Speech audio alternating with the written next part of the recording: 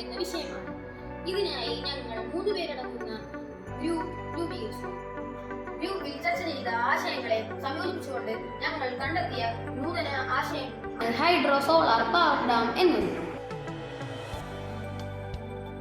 ഒരേ സമയം ജലത്തിൽ നിന്നും സോളാർ പാനലിൽ നിന്നും വൈദ്യുതി ഉൽപ്പാദിപ്പിക്കാമെന്നതാണ് ഈ ഡാമിന്റെ പ്രത്യേകത. കാലത്ത് ജലക്ഷാമം അനുഭവപ്പെടുന്നതിനാൽ വൈദ്യുതി ഉൽപാദനം തടസ്സപ്പെടുന്നു.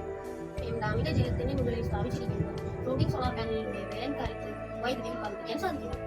ഡാമിൽ സംഭരിക്കപ്പെട്ടിരിക്കുന്ന ജലം നിശ്ചിത സമയങ്ങളിൽ കാർഷിക ആവശ്യങ്ങൾക്കായി വിതരണം ചെയ്യും. ഡാം അതിന്റെ പരിസര പ്രദേശങ്ങളിൽ 4 പ്രധാന സോണുകളായി തിരിച്ചിരിക്കുന്നു. Zone number 1 highly protected zone എന്ന് അറിയപ്പെടുന്നു. ഇതിന്റെ പ്രവേശനവും പ്രവർത്തനങ്ങളും സർക്കാർ നിയന്ത്രണത്തിലായിരിക്കും. ഈ ഡാമിന്റെ ഇരുവശങ്ങളിലും കണ്ടൽ ചെടികളും മരങ്ങളും വെച്ചുപിടിച്ച് പ്രകൃതി സംരക്ഷണത്തിന് വഴി തുറക്കുന്നു. സോൺ നമ്പർ 2 റീക്രിയേഷൻ സോൺ എന്നറിയപ്പെടുന്നു. ഇവിടെ മനുഷ്യനിർമ്മിതമായ കാടുകളും എക്കോ ഫ്രണ്ട്ലി പാർക്കുകളും ഉണ്ട്. പരിസ്ഥിതി സംരക്ഷണത്തിനുള്ള ഗവേഷണ കേന്ദ്രങ്ങൾ സ്ഥാപിക്കും. സോൺ നമ്പർ 3 അഗ്രികൾച്ചറൽ സോൺ എന്ന് അറിയപ്പെടുന്നു. ഇവിടെ ആധുനിക രീതിയിലുള്ള കൃഷി രീതികളും പ്രകൃതിക്ക് ദോഷമില്ലാത്ത രീതിയിലുള്ള കൃഷിയുടെ മാതൃകകൾ ഇവിടെ അവതരിക്കപ്പെടും. കുറഞ്ഞ രീതിയിൽ ജലം ഉപയോഗിച്ചുകൊണ്ടുള്ള ഡ്രിപ്പിംഗ് കൃഷി രീതിയും ഇവിടെ ഉൾപ്പെടും. നമ്പർ 4 സെറ്റിൽമെന്റ് സോൺ എന്നറിയപ്പെടുന്നു. ഇവിടെ ജനവാസ മേഖലയാണ്.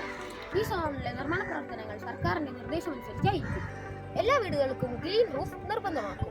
മാലിന്യ നിർമ്മാർജ്ജനവും പുനരുപയോഗവും സ്വയംഭരണ സ്ഥാപനത്തിന്റെ നേരിട്ടുള്ള നിയന്ത്രണത്തിലായിരിക്കും.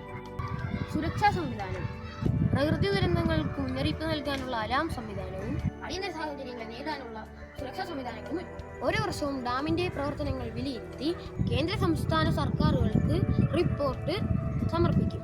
മഴക്കാലത്ത് ഡാം തുറക്കുന്ന സമയത്ത് ജലത്തിന്റെ കുത്തൊഴുക്ക് തടയുന്നതിനായി പുലിമുട്ട് മൂലയുള്ള മറ്റു സംവിധാനങ്ങൾ സ്ഥാപിക്കും. തീരത്തിന് ഇടിവുണ്ടാകാതിരിക്കാനായി തീരഭിത്തികളോ കണ്ടൽക്കാടുകളോ വെച്ചിരിക്കും.